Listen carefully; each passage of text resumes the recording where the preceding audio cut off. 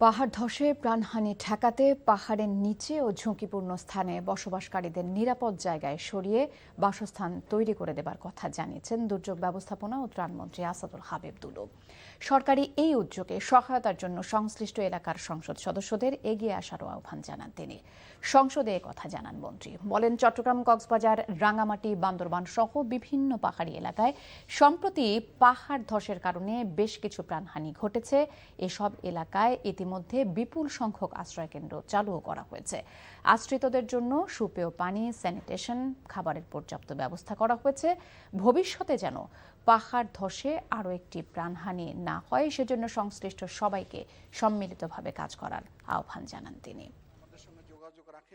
পাহাড় ধসে যে প্রতি বছর এখানে মৃত্যু সংঘটিত হচ্ছে, যারা পাহাড়ে বসবাস করে, পাহাড়ের নিচে বসবাস করে, আমাদের অনেক পরিত্যক্ত জমি রয়েছে, খাস জমি রয়েছে, আমাদের মন্ত্রণালয়ে মজাহারের জমি রয়েছে।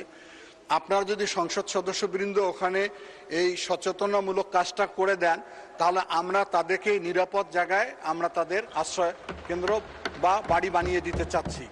সুতরাং আমি আশা করি মাননীয় সংসদ সদস্য বৃন্দ ওই অঞ্চলে যারা রয়েছেন তারা এই ব্যাপারে যদি আমাদেরকে সহযোগিতা প্রদান করেন, তাহলে ভবিষ্যতে যাতে পাহাড় ধসে মানুষের মৃত্যু সংঘটিত না হয়।